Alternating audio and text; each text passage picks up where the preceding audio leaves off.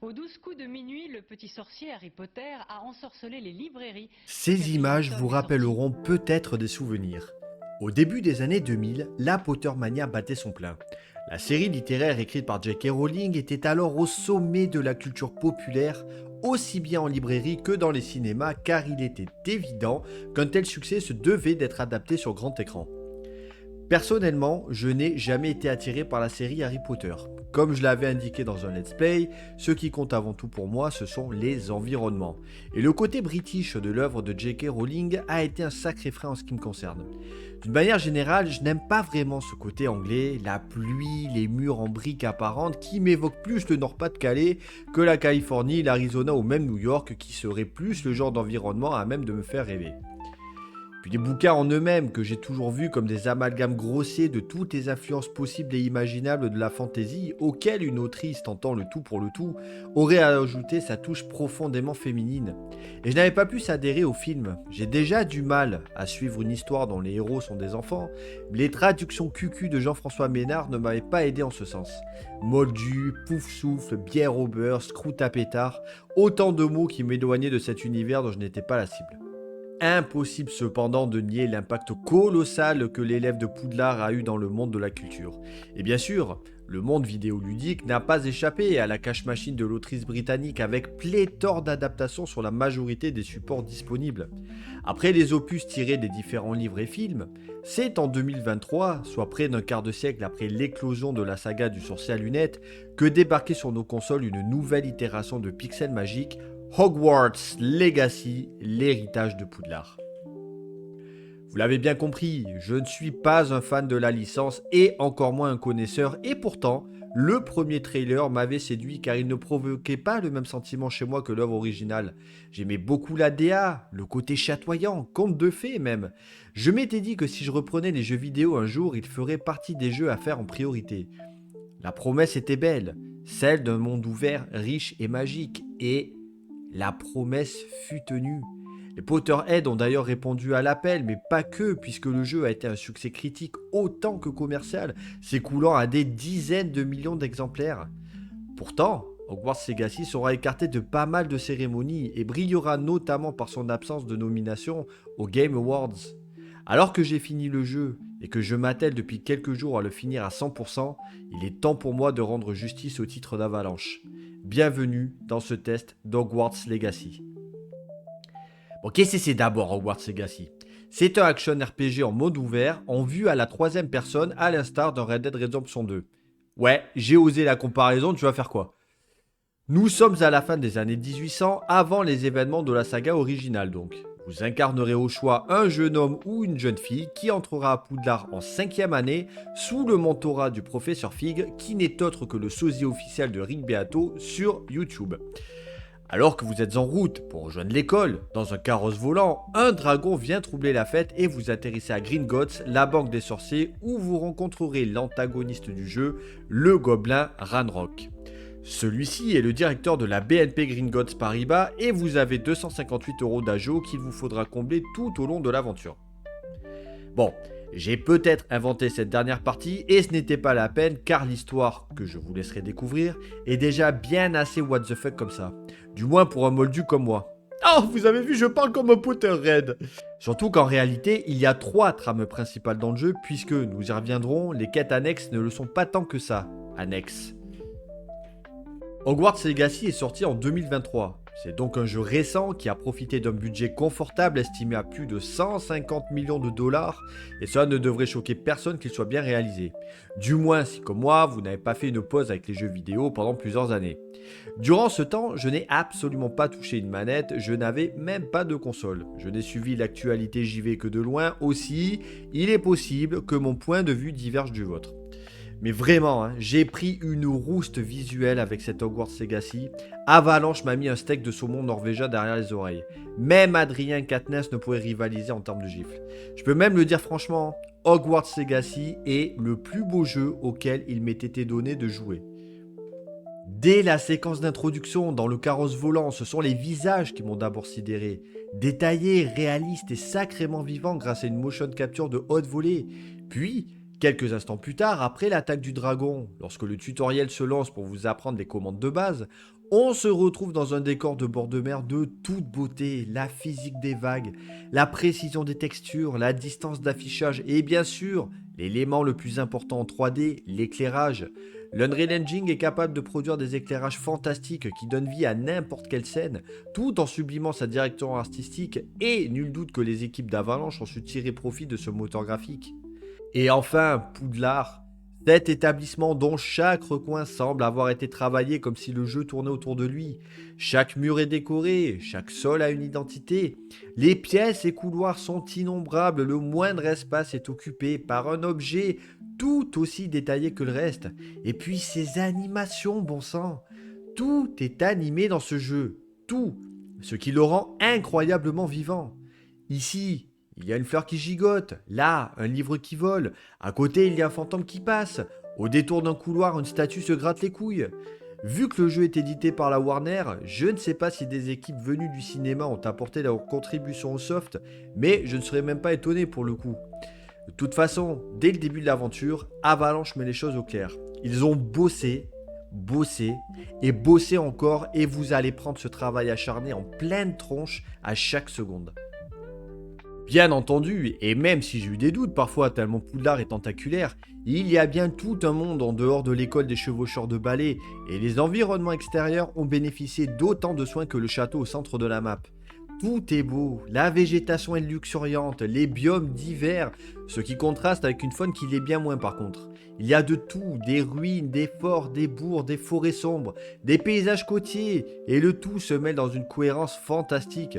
Et ils sont même allés jusqu'à implémenter un système de saison. Moi perso, j'avais jamais vu ça. Les villages seront décorés avec des citrouilles en automne par exemple, de la neige recouvrira tout en hiver, etc. Encore une attention aux détails que j'ai adoré. Il y a de plus une grande profondeur sur cette map qui se veut aussi horizontale que verticale, puisque vous aurez la possibilité de vous déplacer sur ces deux axes grâce entre autres au vol de balai. Cette possibilité rend la map plus grande qu'elle ne l'est vraiment, bien qu'elle soit déjà d'une taille conséquente, d'autant plus que chaque recoin sera propice à un défi ou une quête annexe. Alors je voulais rentrer dans le débat des open world trop grands, trop vides, mais ça sert à rien. Est-ce que vous connaissez un open world qui n'a jamais eu droit à son « ouais mais c'est vide ». Perso, j'en connais aucun et je suis même persuadé que ça n'existe pas. Mais pour moi, Hogwarts est l'un des open world les plus riches qui soient. Peut-être même trop, mais on y reviendra. Donc coupons la poire en deux pour clore ce débat sur le taux de remplissage d'un open world. Disons que ça dépend du ressenti de chacun. Donc, parlons gameplay. Si la réalisation technique est à bouffer le cul d'une chèvre par temps sec, le gameplay c'est autre chose. Dans ce type de jeu, on a souvent un semi-remorque en guise de personnage. Coucou Rockstar, hein. Mais là, non. Notre héros est relativement agile, il se déplace vite dans un environnement où, je tiens à le préciser, les hitbox et autres pathfinding sont absolument remarquables. C'est bien codé, c'est bien fini et bien pensé, rien à redire sur la jouabilité. Il y a de plus un aspect bac à sable qui ressort très vite de ce Hogwarts Legacy et c'est tout ce que j'attends d'un open world. Les phases de jeu sont extrêmement variées et, c'est assez rare pour être souligné, intéressantes et toujours utiles. Là aussi, je n'ai jamais eu l'impression que certaines expériences dans le jeu ont été bâclées ou implémentées à la va-vite pour combler un vide. Allez, prenez un café, installez-vous, voici un petit florilège de ce qu'Avalanche vous propose de faire. Faire pousser des plantes, concocter des potions, capturer des créatures pour les élever ou les vendre, faire des courses de vitesse sur votre balai, vous balader dans les villages du coin, apprendre des sorts, lancer des sorts, résoudre des énigmes, affronter les épreuves de Merlin, débusquer des ennemis uniques, remplir des collections, trouver des objets cachés, enfin bref, vous l'avez compris, vous aurez de quoi faire. Chaque activité sera introduite par un petit tutoriel et je me suis surpris à toujours trouver ça sympa et bien foutu. Alors qu'en temps normal, c'est le genre de chose qui finit par me gonfler. Tiens, faire pousser des plantes. Là, comme ça sonne vraiment naze, mais en fait, ce sont des plantes qui vont vous assister pendant vos combats. Et pas comme boost, hein. Non, pour ça, il y a les potions justement. Mais bien vous assister physiquement. Tentacula, Mandragore et autres choux-péteurs de Chine seront de vrais alliés sur le terrain lors des combats les plus difficiles. Parce que oui, des combats, il y en a. Harry Potter plus Open World, ça sonnait pas trop Devil May Cry, hein. Et pourtant, les combats sont incroyablement péchus. C'est fou, hein. Je m'attendais absolument pas à ça non plus. Alors déjà, il est rare que vous affrontiez un ennemi tout seul. Ça part souvent en Rix, comme à Crépole, sauf que là, c'est vraiment une Rix. Ou pas, remarquez, hein, parce qu'à la fin du jeu, quand vous vous posez calmement avec votre balai au milieu d'un camp ennemi, Vous êtes venu pour répandre la mort et la destruction, hein. Comme à Crépole, quoi, hein. Ah non, alors on avait dit pas de politique. Et à partir de là... Là, c'est l'hymne à la cruauté, attention, hein. Un hôtel dressé au culte de la barbarie. Ça canarde dans tous les sens. Ça lance des Expelliarmus, des Confringo ou des Bombardas dans la tronche de tout ce qui bouge. C'est simple, si ça vit, ça peut mourir. Le principe de combat est simple, vous avez un coup de base inépuisable, sans temps de recharge, mais pas très puissant, et les sorts que vous aurez appris et qui eux auront un cooldown une fois utilisés. L'avantage, c'est que ces temps de rechargement sont assez faibles et ne cassent pas la dynamique des combats. On peut noter 4 types de sorts dans le jeu. Les sorts d'attaque, comme Confringo, les sorts d'interaction avec l'environnement mais qui peuvent également servir en combat comme les Vioso, les sorts utilisables quasiment exclusivement dans la salle sur demande, et enfin dans une moindre mesure, les sorts utilisables pour la gestion de vos créatures magiques. Chaque sort fait donc partie d'une catégorie symbolisée par une couleur.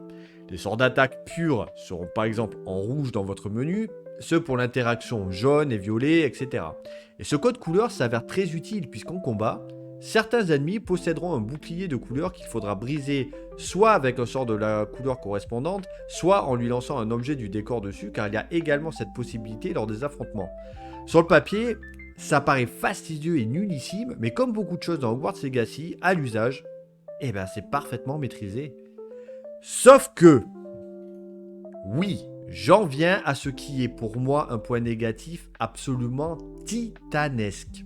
Et je vais le dire le plus tranquillement du monde, sans ça, le jeu frôlait la perfection pour moi. Et je vais vous donner mon sentiment sur la perfection, puisque c'est un principe auquel je crois, et que depuis tout gamin je définis comme ça. La perfection, c'est quand il n'a rien ajouté et rien à enlever. Ça veut dire que la perfection peut exister, mais pas d'une manière générale comme on l'imagine. Bref, cette parenthèse philosophique faite, venons-en au fait. Le système de sorts est extrêmement bien foutu, bien pensé, mais il a le défaut de ses qualités. Tous les sorts, et je dis bien tous les sorts du jeu, sont utiles. Dans la majorité des jeux utilisant ce système de compétences, ça se passe toujours de la même manière. Soit les 3/4 des compétences sont complètement inutiles et tout le monde finit avec le même build, ou alors liberté donnée à chaque joueur de se construire un personnage à son image ou son style de jeu. Dans Hogwarts, vous alternerez entre phases de découverte, d'exploration, de plateforme et de combat sans arrêt, et le problème c'est que la majorité des sorts peuvent avoir plusieurs fonctions, y compris le sort d'attaque, pour interagir avec l'environnement par exemple. Le jeu vous propose de débloquer jusqu'à 4 slots de 4 sorts afin de les avoir en raccourci, ce qui fait 16 sorts, mais il en existe 26 en tout dans le jeu. Des joueurs sous le net ont trouvé la formule parfaite avec une disposition des sorts qui fait que vous aurez les plus utiles sous la main, mais à l'usage ça ne peut pas marcher et ça rend certains donjons incroyablement pénibles. Du moins si vous cherchez à jouer le jeu à fond et pas à le survoler. Pour illustrer le problème, je vais prendre un donjon fictif type dans le jeu. Donc vous débarquez dedans et vous tombez sur un puzzle à résoudre pour progresser. Vous devez faire léviter un objet pour le mettre quelque part, sauf que vous n'avez pas le sort Axio et ou Levioso et ou Wingardium Leviosa dans vos raccourcis. Donc vous allez chercher au hasard Axio et vous le placez dans votre roue des sorts en bas à droite de l'écran. Vous débloquez la pièce suivante où se trouve une chier d'ennemis et pour un surplus d'XP, vous regardez les défis de combat que l'on vous propose. Par exemple, attaquer une araignée en feu pour la faire exploser. Ah bah mince! Ah bah trop bête! Vous n'avez plus de sort à même de brûler les ennemis dans vos raccourcis puisque une demi-heure avant, vous les aviez changés pour mettre les sorts utilisables dans votre salle sur demande. Donc vous retournez dans votre menu de sorts et vous mettez Incendio pour cramer les bestioles et remplir ce défi.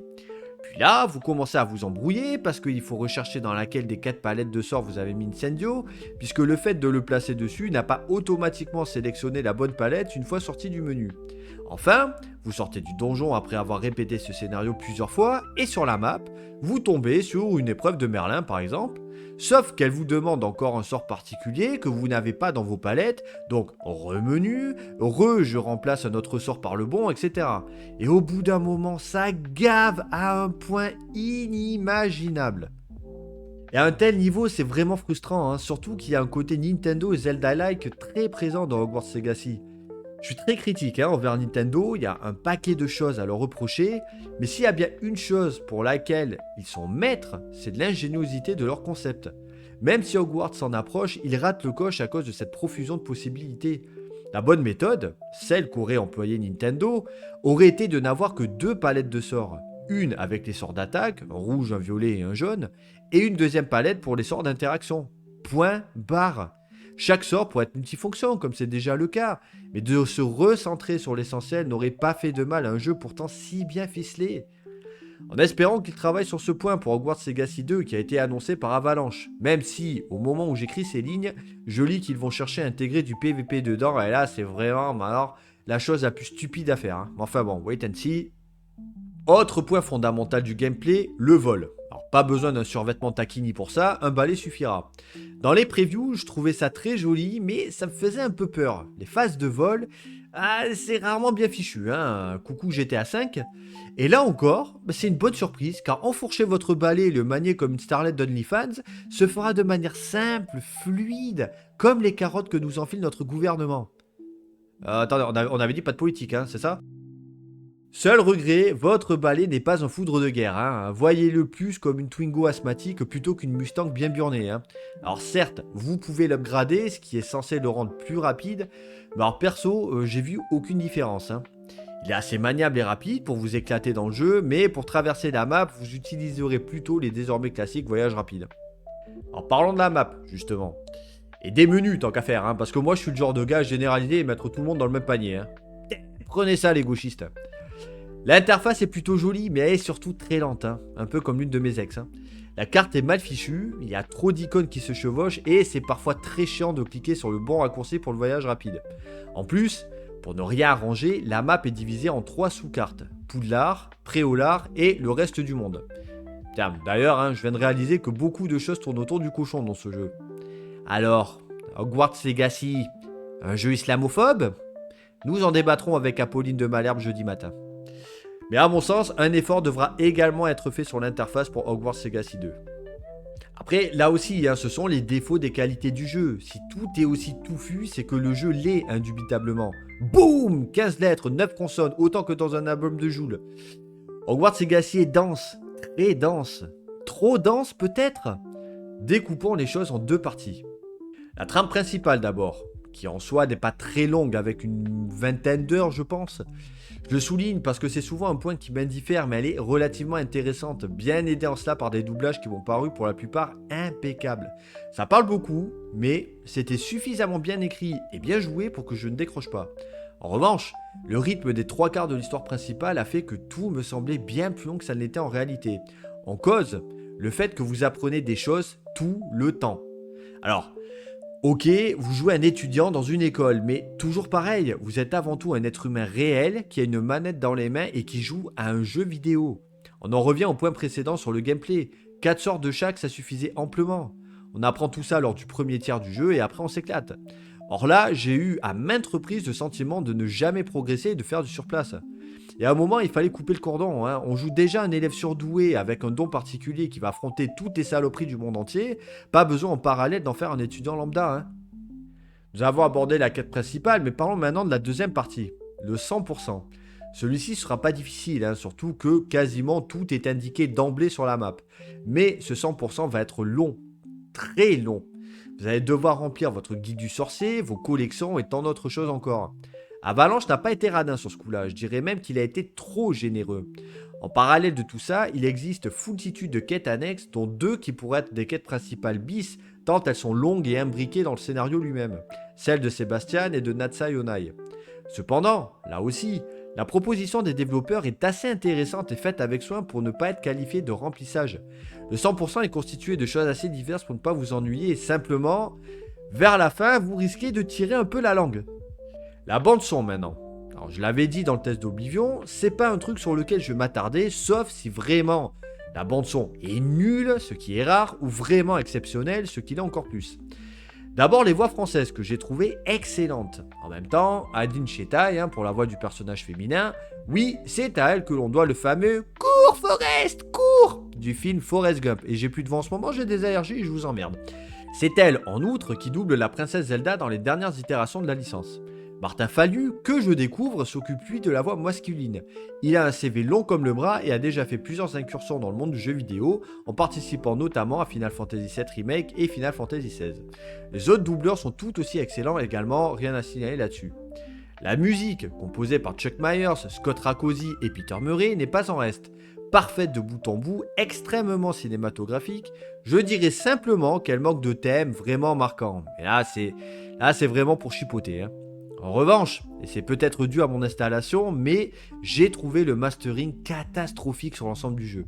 La majeure partie du temps, ça va, mais par contre, il y a certains sons qui font exploser vos enceintes, même aux volumes les plus faibles.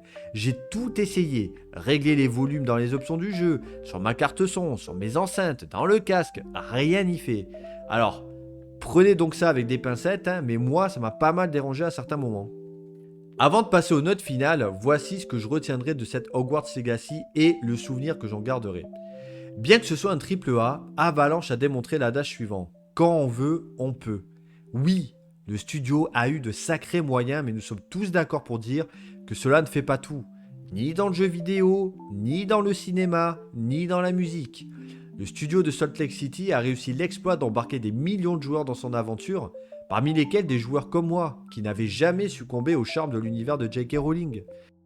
Le jeu est généreux, peut-être trop, mais ne vaut-il mieux pas ça que l'inverse ? L'attention aux moindres détails surtout sera le point que je vais garder en mémoire pendant de nombreuses années. Hogwarts Legacy est d'ailleurs pour moi le nouveau maître étalon en la matière désormais. Puis cette galerie de personnages, tous aussi attachants les uns que les autres, à part cette connasse d'Imelda Reyes, bien sûr.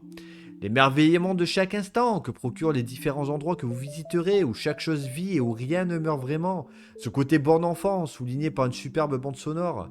Hogwarts Legacy n'usurpe pas sa qualité de AAA, et il le prouve à chaque minute.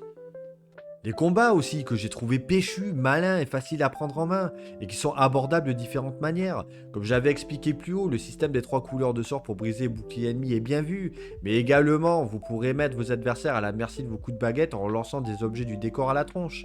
De plus, je ne l'ai pas évoqué, mais durant l'action, vous aurez droit à des QTE qui, comme le reste, sont suffisamment bien intégrés pour ne pas casser le rythme et freiner les affrontements. Maintenant, est-ce que cette dithyrambe signifie qu'Hogwarts Legacy est un jeu parfait ? Bien sûr que non.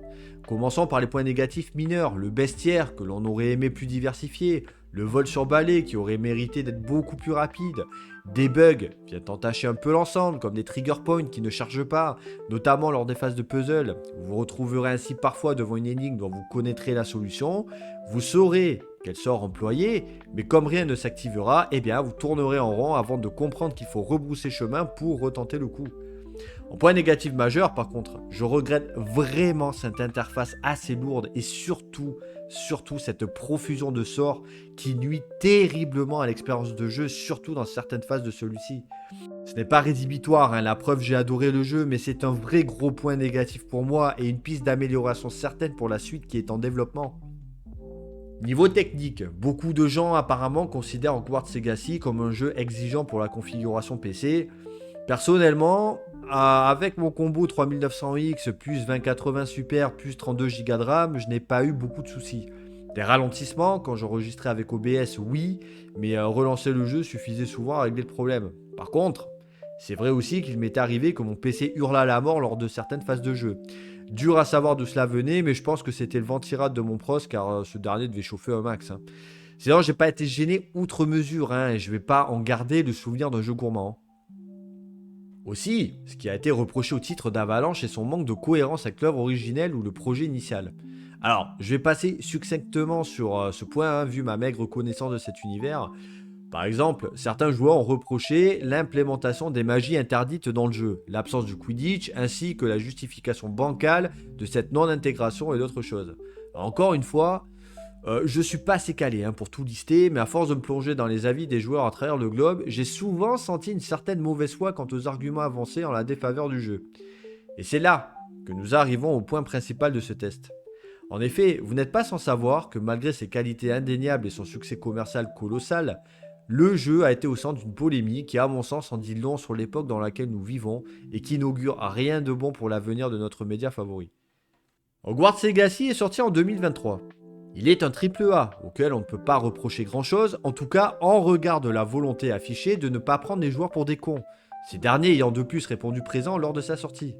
C'est donc tout naturellement que le titre de l'Avalanche aurait dû avoir sa place au Game Awards 2023.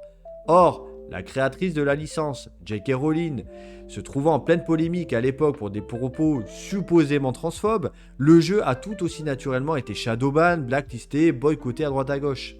Rappelons à toutes fins utiles que l'autrice britannique n'a participé aucunement à la création d'Hogwarts Legacy. Et quand bien même, cela justifiait-il d'éjecter le jeu de la liste des nominés ? Et puis comme d'habitude, une fois la polémique principale lancée, tout un tas de dégénérés, que j'appelle des métastases, se sont mis à dérouler la pelote de laine pour trouver à redire ce tout et n'importe quoi. À la fin, Hogwarts Legacy était devenu un jeu raciste, antisémite, transphobe et tout ce que vous voulez. En gros, c'est un jeu à les filles, quoi. Ah et voilà, putain, on avait dit pas de politique, ouais, mais enfin nique sa mère. Hein.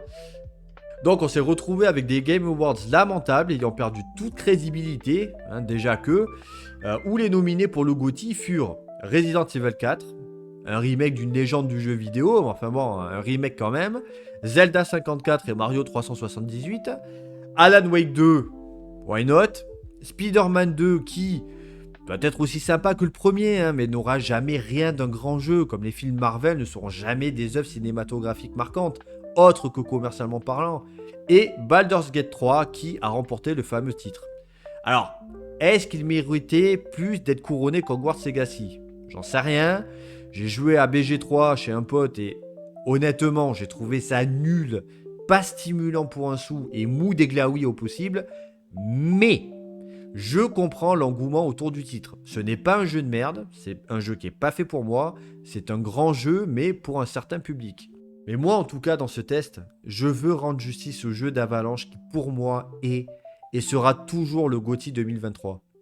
Je vous laisse avec les notes, merci de m'avoir écouté et à la prochaine vidéo.